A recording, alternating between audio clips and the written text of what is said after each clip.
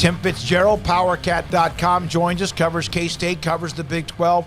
He joins us on 365 Sports. Tim, thank you very much for your time. We were going over some of the over-unders, wins, etc., from Vegas on the Big 12. What is your take? The momentum that Kleiman had, the momentum Kansas State had of winning the Big 12, and are they now just kind of just reload mode, or what do you expect from them?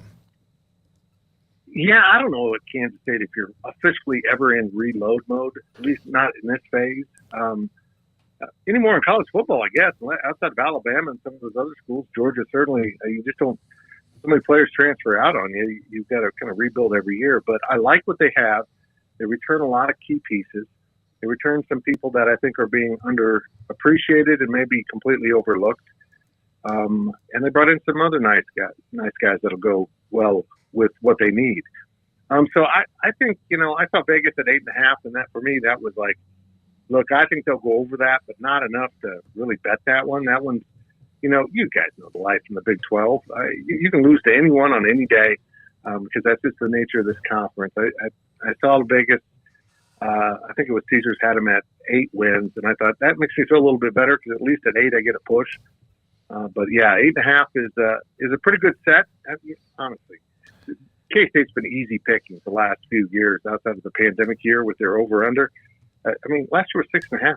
Mm-hmm. I mean, it was 6.5. I mean, that was an easy bet for anyone that was paying attention, and they went over that. And I think they'll be up towards the top of this conference again, maybe even winning it again.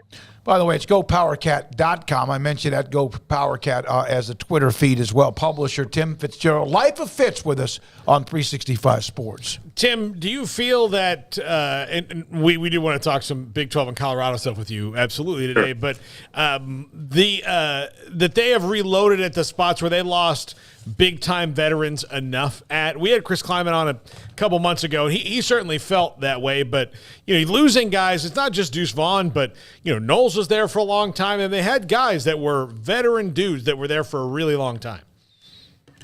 Yeah, I mean, it's easy to look at losing Deuce Vaughn. You lose a lot, but they brought in a transfer that's really going to help them out of Florida State. And DJ Giddens, the backup, was really effective last year. So I think they feel like they have a good 1-2 punch back there. There's no way to replace Deuce. He did so many other things that many people are going to have to be called in to replicate some of the stuff he was able to do, and that made K-State so effective. Let's be honest, it's really nice to have a player where you can give him the ball and everything can go wrong on the play and he scores a touchdown. And that's, the type of player that Deuce was. We saw that throughout his career.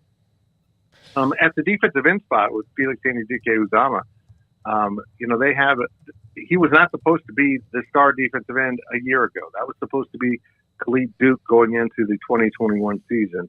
And Khalid injured a knee severely. I mean, he didn't recover till almost the start of the 22 season. And he played linebacker. They put him in space because they kind of needed an outside Sam linebacker that could step up to the line of scrimmage too.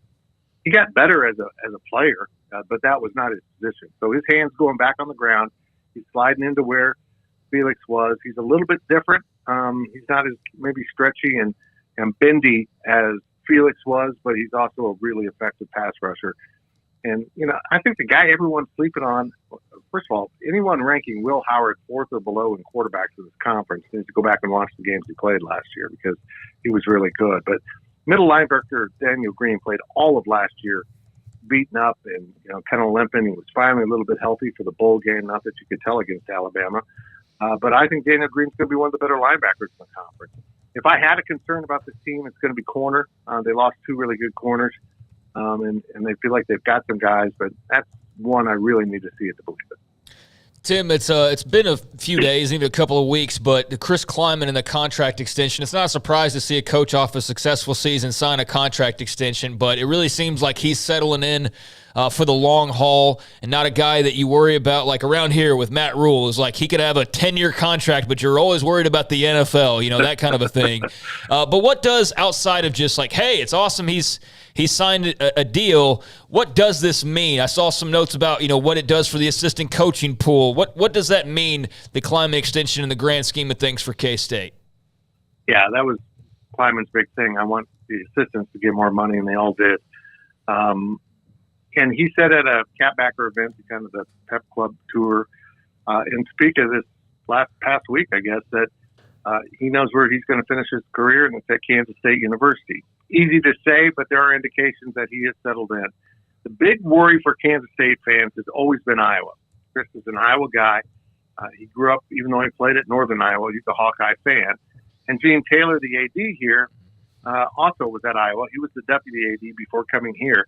And Gary Barta stepping down, retiring, whatever it was, it's been the worst nightmare for every K-State fan. And it looks like they're going to hire within and skip over what could be an AD hiring his best friend and coach, too. So I think they are both here for the long term. It's not an unreasonable contract. It's one of those contracts that's designed, you can tell that even though it was 8 years, in 3, 4, 5 years, they're going to be back doing it again because 8-year contract, ask the ACC, if you get a too long a contract, it's going to get dated before it even starts. And that's just the way it is in college football. Tim, there is a simmering, and of course there's lines have been drawn. There are red states and blue states when it comes to the Pac-12 or whatever might be happening, including the Big 12. What is your take on what you expect to happen next? My thing the whole time has been, once the Pac-12 finally says, this is our number, schools are going to leave. And it's mostly been you guys at 365 who've done the incredible research, Brian and everyone else, on what are the available windows. And there's just not many available to the Pac-12, which means they're not going to have much visibility, but also people aren't going to pay the same kind of top dollar to put you in secondary or third windows for them, kind of buried on the dial a little bit, if that's still a thing in our lexicon of conversation. But yeah, as soon as it happens, as soon as it's clear they're not going to get the deal, then we'll see some movement. But here's what I've really come to believe. They don't have a deal. They can't get to an adequate number to save the conference, to keep it together. So they're just not going to tell anyone the deal, and they're going to force people to finally leave. Colorado might be getting there. And then they can say, well, it wasn't our fault. We were going to get a deal, but people abandoned ship before we could get that deal in place. And I just feel like that's what's coming because for me, it's always been June 1 and beyond. And what, I thought earlier on it would happen, but again, the fact will say, well, we're a couple weeks out, a couple weeks will come, and they say, oh no, we're not anywhere near. And then a couple weeks later, we're a couple weeks out, and look, they've just been kicking the can down the road, and they're running out of road. Rick George the other day when he said, we're proud to be members of the Pac-12, but at the end of the day, we have to, and I'm, of course, paraphrasing a little bit here, we have to look out for our own best self-interest, and what's best for Colorado is I am totally happy with my AD and head football coach of conference things. Now, it may not come to pass, and something may come out of the blue here, but I would think that he has now become the first one to really say that the most demonstratively, and as we get closer to the end of the summer. And that's really the bottom line. I mean, if you're going to operate a athletic department at the highest level you possibly can, you need every dollar possible.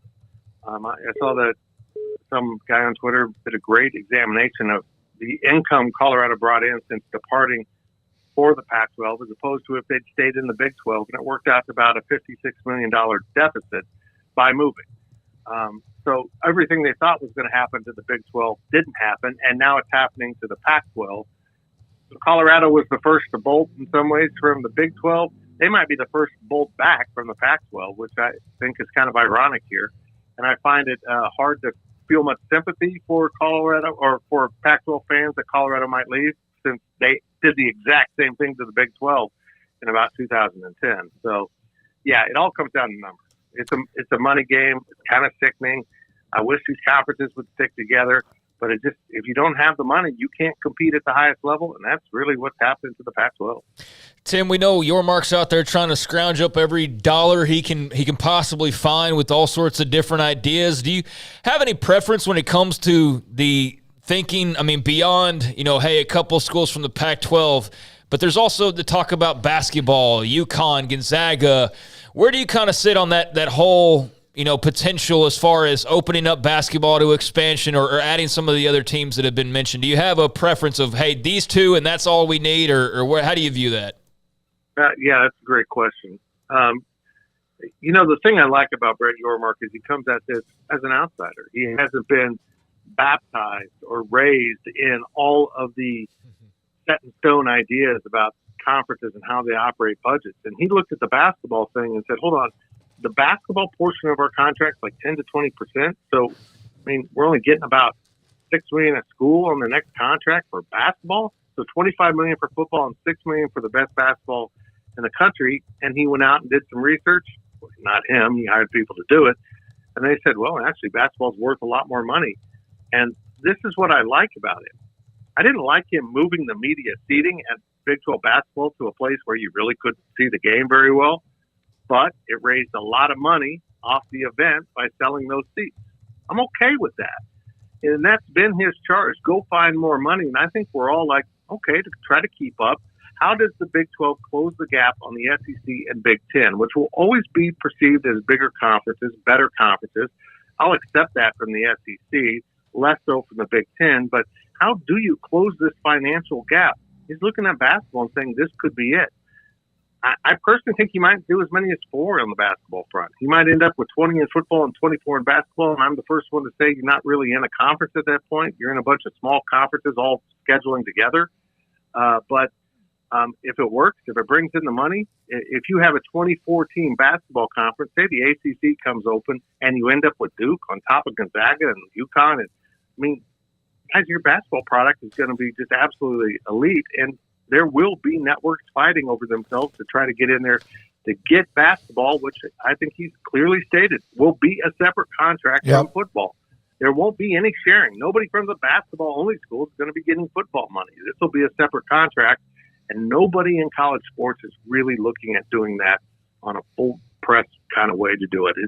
It's really impressive the way he thinks and the way he throws ideas on the table, and people in the office at the Big 12 headquarters talk about it. It's like a creative frenzy down there trying to come up with ideas. It's really fascinating type of leadership. It's as if he doesn't have any old or could be bad habits from this is the way we used to always do it. And he's given the conference a spark and adrenaline rush, and obviously extending the TV media deal was massive, not the money, but huge in giving them solidarity, because we see what's happening right now with the Pac-12. Tim, whenever we have you on the show, your story about battling prostate cancer for those, PSA checks, making sure that men don't get behind, and obviously if you want to kind of give your story along the way.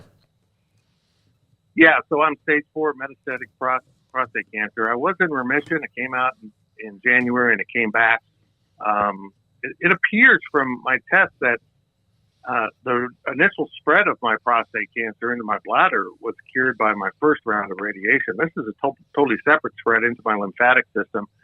This finished up 25 sessions that kicked my butt, and I've got more to come. I got 3 coming up in the next week on my neck, and it's not fun. I mean, they crafted a face mask, basically, they'll screw to the table to hold me in position. It looks like something out of a torture dungeon.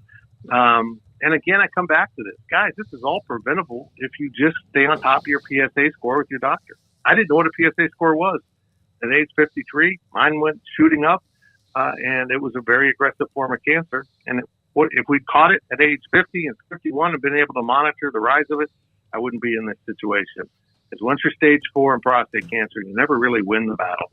You just try to live long enough to die of something else, or maybe down the line, 10 years, if I can make it that long, someone will come up with something that will actually help me win the battle. You are an inspiration, Tim. You are. We appreciate your time. Love you, man. Be careful, and we'll hopefully see you very much. Have a fun, big smile on your face when we see you in Arlington. Yep, I'll be down there. Coming off vacation the second time in a row. My wife's real happy that we got to come back early. That's awesome. Yeah. Tim Fitzgerald, GoPowerCat.com with us. Life of Fitz on Twitter. He shares